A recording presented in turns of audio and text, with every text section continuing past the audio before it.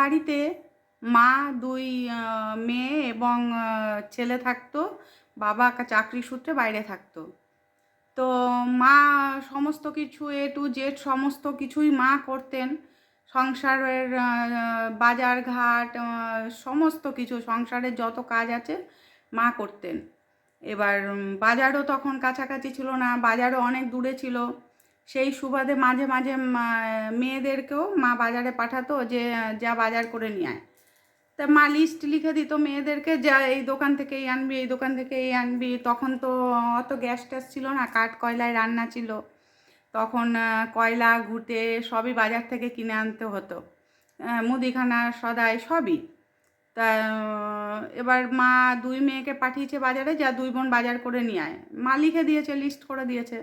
তো দুই বোন বাজার করতে গেছে, বড় বোন সব কিছু গুছিয়ে বাজার করে নিয়েছে। তখন বড় বোনও কিন্তু খুব একটা যে বড় তা না, ছোটো বোন আর বড় বোনের মধ্যে খুব বেশি দিনের ফারাকও না, 2-3 বছরের ফারাক।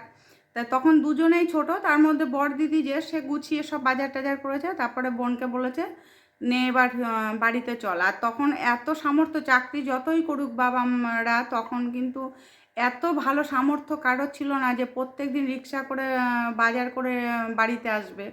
তা সেদিনকে সেই মেয়েরা বাজার করে বাড়িতে আসার সময় রিক্সা না করে দুই বোন হাতে করে বাজার নিয়ে আসছে।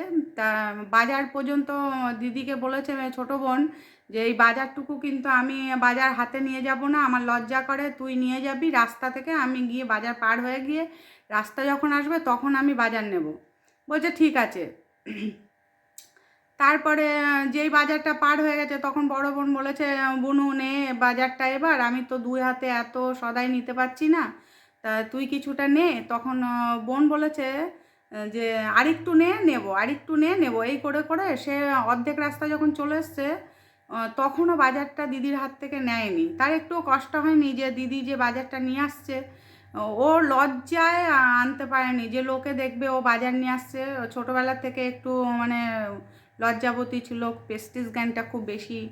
তা সেই সূত্রে দিদি এবার করেছে কি যে তুই যখন নিবি না, আমি একা একা কত নেবো, এক জায়গায় দাঁড়িয়ে পড়েছে, গাছতলার ছায়ায় দাঁড়িয়ে পড়েছে। ও করেছে কি দিদিকে রেখে বাড়িতে সোজা চলে এসছে। এবার আসার পরে মা ভেবেছে যে দুই বোন একসঙ্গে আসবে।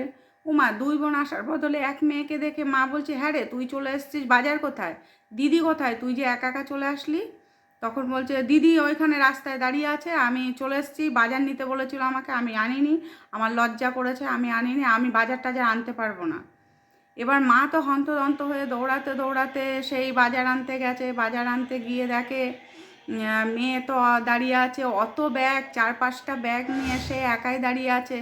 তখন বেচারা কি করবে, মা গিয়ে কিছুটা হেল্প করলো, মা গিয়ে হাতে করে তো নিয়ে আসলো মেয়ের সঙ্গে বাজার। আনার পরে এসে মেজো মেয়েকে তো যা বলার, তারপরে মায়ের শাসন যাকে বলে সেই শাসন করলো। মা বলল তোর একটু লজ্জা হলো না, দিদিটাকে একা একা রেখে তুই বাজারে চলে এসেছিস, রোজ তো আমিই বাজারে যাই, আচ্ছা দিদিটাকে তুই এত কষ্ট দিলি, তোর মনে হলো না যে দিদিটার সাথে আমার থাকা দরকার। তাই সে কিন্তু সেই ছোট মেয়েটি তখন বুঝতে পারেনি যে দিদির অত কষ্ট হয়েছে, কিন্তু যখন আস্তে আস্তে বড় হলো তখন মাঝে মাঝে দিদিকে বলতো দিদি আমি তোকে কত কষ্ট দিয়েছিলাম বল, যদি সেই সময় আমি বাজারটা তোর সাথে নিয়ে আসতাম তাহলে হয়তো তোকে এতটা কষ্ট পেতে হতো না।